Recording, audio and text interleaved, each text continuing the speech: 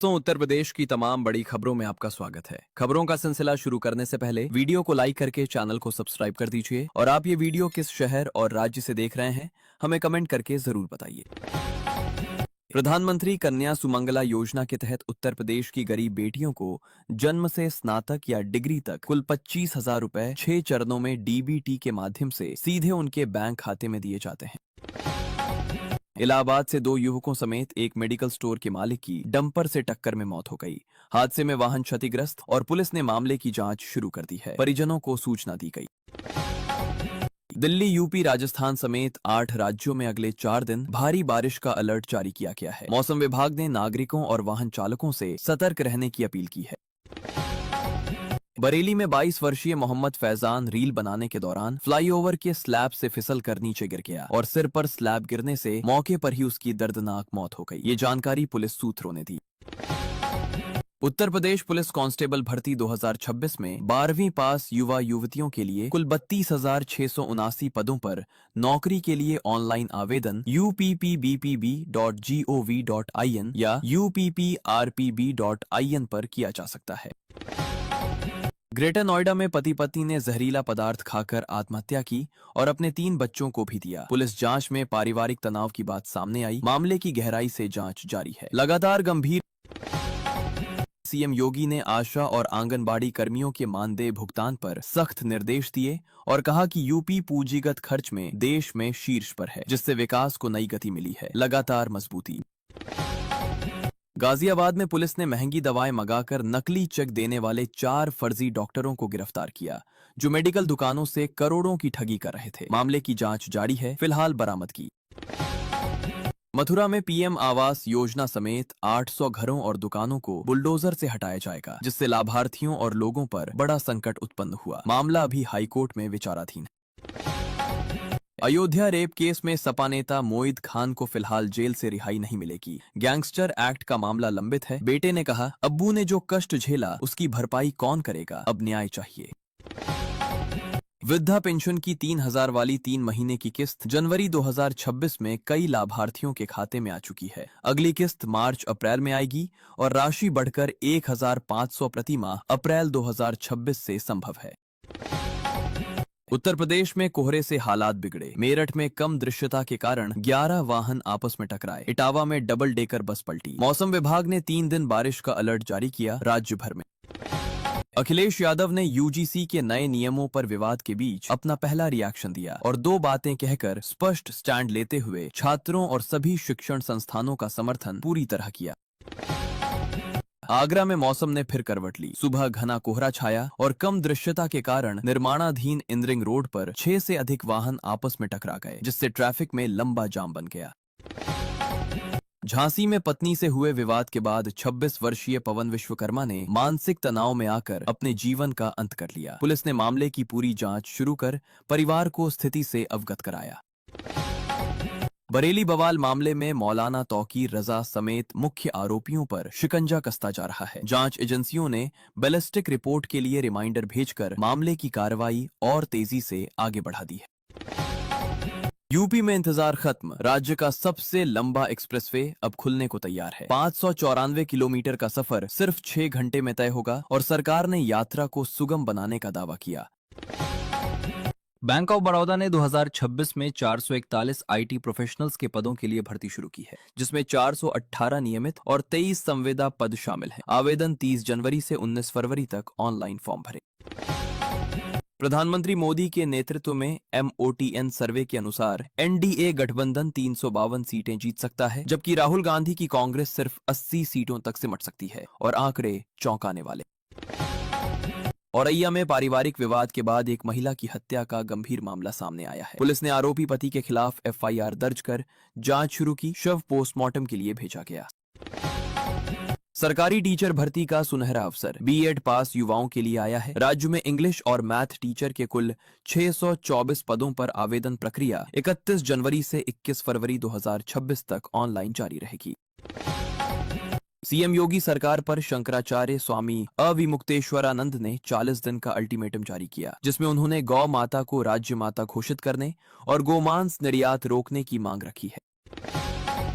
आज चांदी और सोने में गिरावट दर्ज की गई। चांदी 19,386 रुपए सस्ती होकर 1 किलो 3 लाख रुपए पर आई, जबकि सोना 3,099 रुपए घटकर 1.51 लाख रुपए प्रति 10 ग्राम बिका। अनिरुद्धाचार्य को उनकी पहली कथा के लिए कितने पैसे मिले? इसका खुलासा माघ मेले में अखंड रसोई के दौरान किया गया, जहां श्रद्धालुओं ने कथा और सेवा का लाभ उत्साहपूर्वक लिया। कानपुर में एक युवक ने धर्म परिवर्तन के दबाव का आरोप लगाया और वायरल वीडियो के बाद लोगों में चिंता मच गई। मामले की स्थानीय पुलिस फिलहाल गंभीरता से जांच कर रही। हिंदू रक्षा दल की पिंकी चौधरी ने ऐलान किया कि चौथा बच्चा पैदा करने पर परिवार को 21,000 रुपए और 5वां बच्चा होने पर 31,000 रुपए आर्थिक सहायता के रूप में दिए जाएंगे। गोरखपुर में एक महिला का शव मिलने से पूरे इलाके में हड़कंप मच गया। पुलिस ने हत्या की आशंका जताई और मामले की गंभीरता से फिलहाल पूरी जांच और विस्तृत छानबीन में जुट गई है।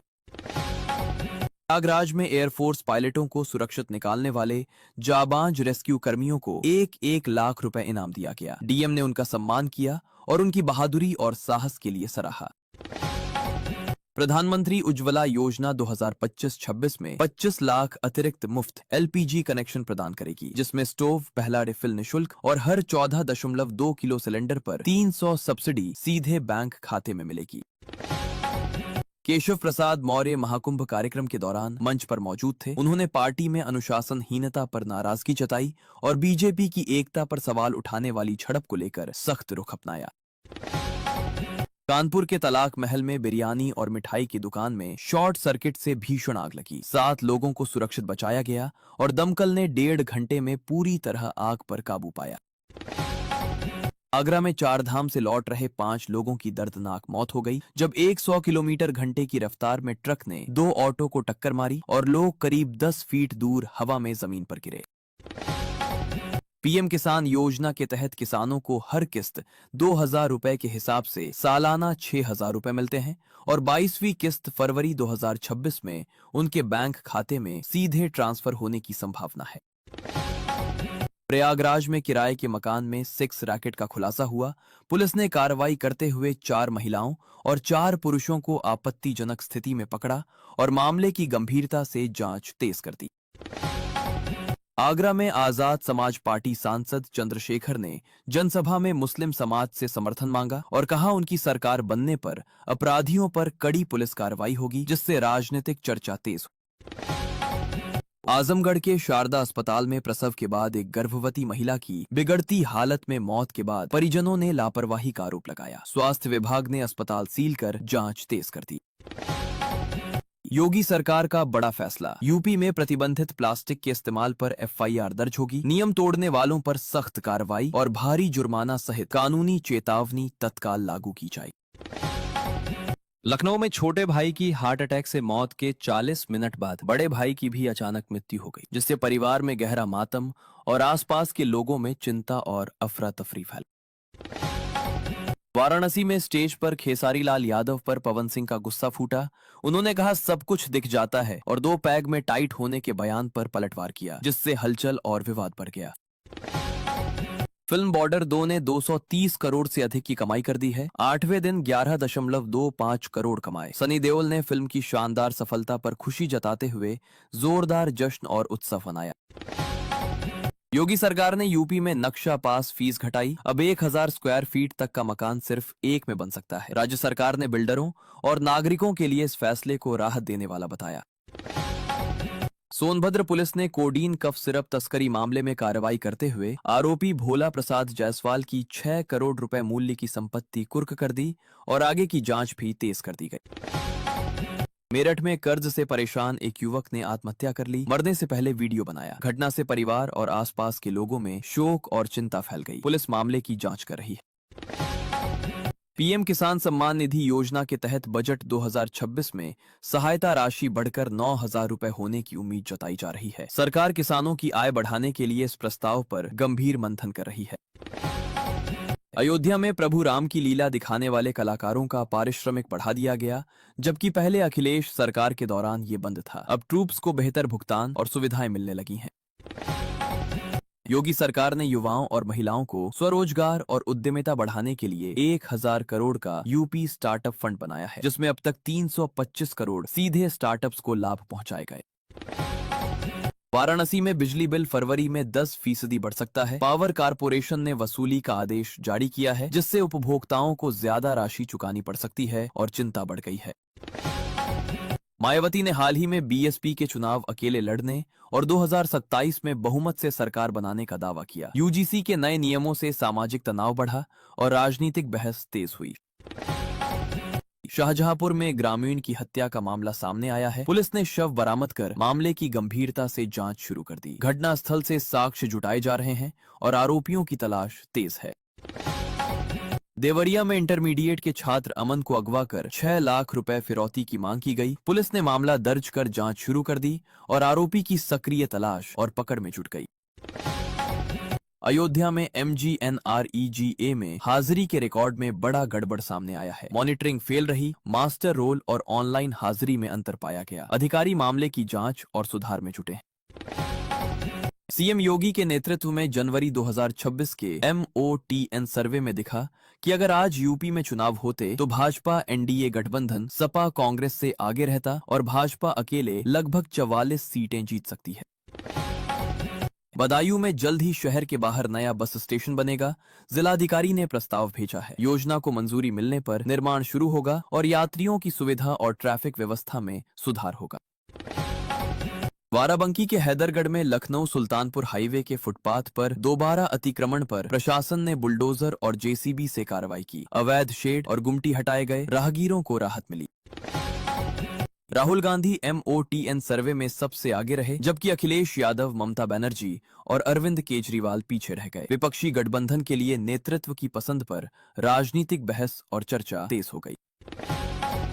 महोबा में जल शक्ति मंत्री स्वतंत्र देव सिंह के काफिले को बीजेपी विधायक और ग्राम प्रधानों ने सड़क पर रोक दिया। पानी, सड़क विवाद और नारेबाजी के बीच प्रशासन जांच कर मामले सुलझाने में जुटा है।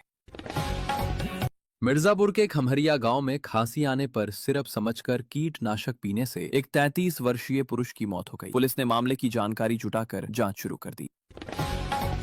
उत्तर प्रदेश में बीमा कंपनी की शिकायत पर फर्जी जांच रिपोर्ट जारी करने के आरोप में एक इंस्पेक्टर और 11 सब इंस्पेक्टर निलंबित कर दिए गए। पुलिस ने मामले की जांच और कार्रवाई शुरू कर दी। मैनपुरी में लोन की किस्त जमा नहीं कर पाने से परेशान एक युवक ने फंदा लगाकर आत्महत्या कर ली। परिजनों ने बैंक कर्मियों पर दबाव और धमकाने का आरोप लगाया। पुलिस जांच कर रही है। ब्रिजभूषण राजपूत पर महोबा में FIR दर्ज हुई। उन्होंने 100 ग्राम प्रधानों के साथ कैबिनेट मंत्री स्वतंत्र देव सिंह का काफिला सड़क पर रोका। जल सड़क मुद्दों पर विरोध और राजनीतिक हलचल तेज हो गई। यूपी रोडवेज से आई खुशखबरी, 8वीं और 12वीं पास युवाओं के लिए बम्पर भर्ती शुरू। बिना परीक्षा जॉब मिलेगी। इच्छुक उम्मीदवार uppbpb.gov.in या upprpb.in से ऑनलाइन आवेदन कर सकते हैं। लखनऊ में चलते डंपर में अचानक आग लग गई। चालक ने समय रहते कूदकर अपनी जान बचाई। दमकल विभाग ने करीब 1 घंटे में आग पर काबू पाया और शुरुआती नुकसान को कम किया। आधार में अब फिंगरप्रिंट की बजाय चेहरे से पहचान का सिस्टम लागू किया जाएगा। हर महीने 100 करोड़ ऑथेंटिकेशन का लक्ष्य। AI और क्वांटम तकनीक से सुरक्षा और विश्वसनीयता बढ़ाई जाएगी। बांदा में मुकदमा हारने के बाद भाई बहन की मौत का मामला सामने आया है। ये वीडियो केवल सूचना देने के उद्देश्य से है, आत्महत्या को बढ़ावा नहीं देता। मानसिक तनाव में हो तो मदद जरूर लें। ललितपुर में बीजेपी विधायक की फॉर्च्यूनर कार ने 3 युवकों को कुचल दिया। चालक पर गंभीर लापरवाही का आरोप लगा। अब आरोपी की पहचान और पूरे मामले की जांच रिपोर्ट सामने आई है।